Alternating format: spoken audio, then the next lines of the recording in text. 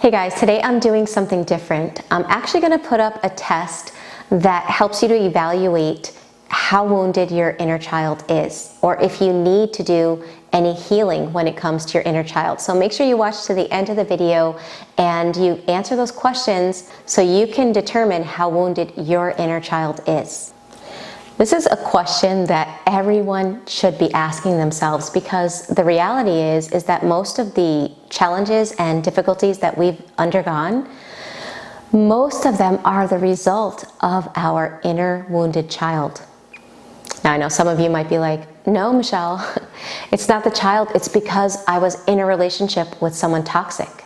Well, I'm not discounting the damage that's done because of relationships like that. However, the truth is that most people that found themselves in relationships like that are people that had a wound.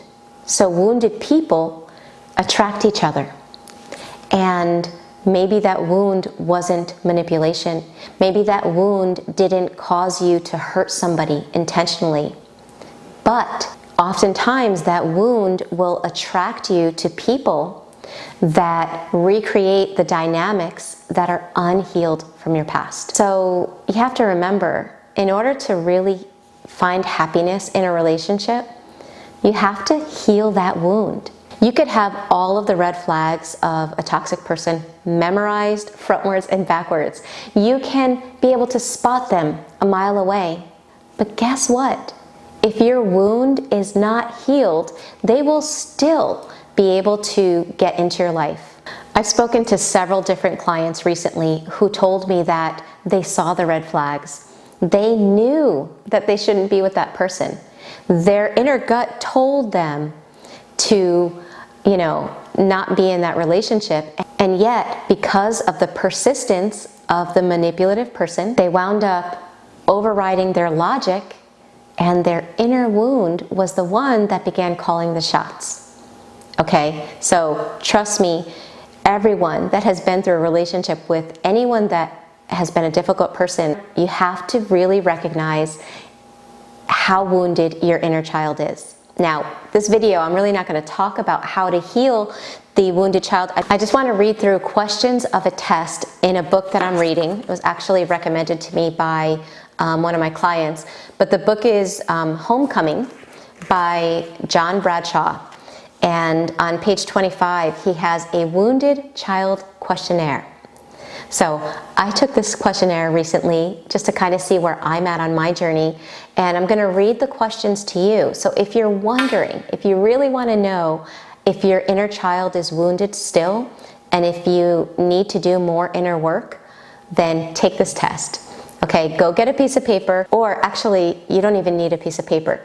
Just track how many times you answer yes to the following questions. And after the question, right, kind of feel in your body what your body feels the answer is. Now, some of them you might feel in the middle, right? Maybe yes, maybe no, sometimes.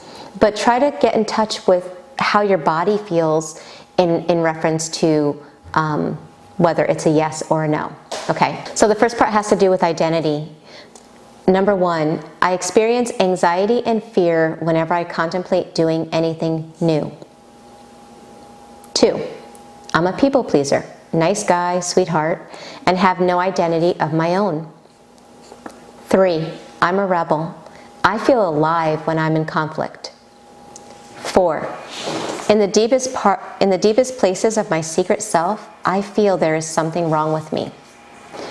5, I'm a hoarder. I have trouble letting go of anything. 6, I feel inadequate as a man or a woman. 7, I'm confused about my sexual identity.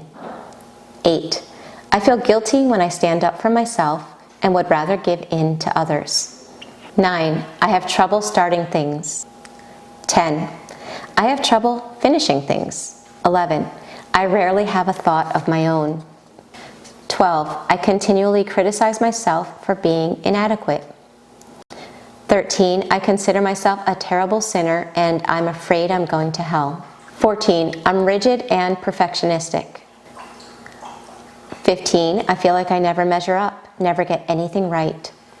16, I feel like I really don't know what I want. 17, I'm driven to be a super achiever. 18, I believe I don't really matter except when I'm sexual. I'm afraid I'll be rejected and abandoned if I'm not a good lover. 19, my life is empty. I feel depressed a lot of the time. 20, I don't really know who I am. I'm not sure what my values are or what I think about things. Okay, so the next part has to do with basic needs. I'm out of touch with my bodily needs. I don't know when I'm tired, hungry, or horny. 2, I don't like being touched. 3, I often have sex when I don't really want to. 4, I have had or currently have an eating disorder. 5, I am hung up on oral sex. 6, I rarely know what I feel. 7, I feel ashamed when I get mad.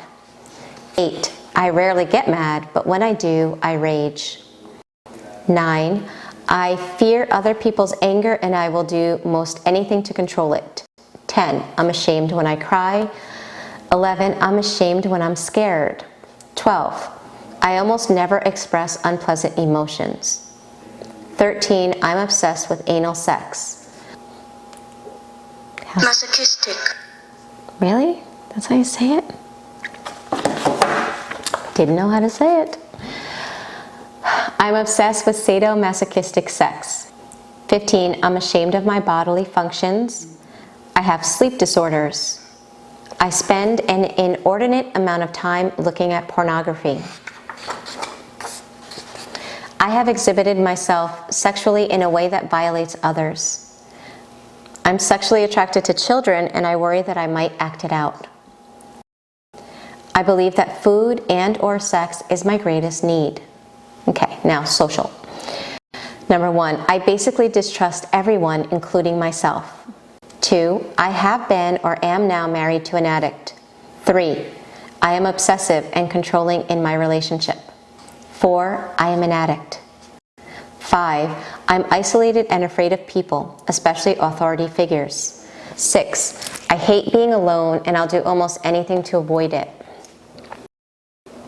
7, I find myself doing what I think others expect of me. 8, I avoid conflict at all cost. 9, I rarely say no to another's suggestions and feel that another's suggestions is almost an order to be obeyed. 10, I have an overdeveloped sense of responsibility. It's easier for me to be concerned with another than with myself. 11, I often do not say no directly and then refuse to do what others ask in a variety of manipulative, indirect, and passive ways. 12, I don't know how to resolve conflicts with others. I either overpower my opponent or completely withdraw from them. 13, I rarely ask for clarification of statements I don't understand. 14, I frequently guess at what another statement means and respond to it based on my guess. 15, I never felt close to one or both of my parents. 16, I confuse love with pity and tend to love people I can pity. I ridicule myself and others if they make a mistake. 18, I give in easily and conform to the group. 19, I'm fiercely competitive and a poor loser. 20, my most profound fear is the fear of abandonment, and I'll do anything to hold on to a relationship.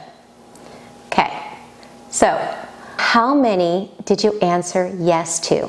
If you want to know how wounded your inner child is, the last sentence says, if you answered yes to 10 or more of these questions, you need to do some serious work. This book is for you. So again, if you want to read that book, it's called Homecoming, and it's all about doing the inner work to heal your inner child. If you feel comfortable sharing how many you got, please let us know in the comment section below.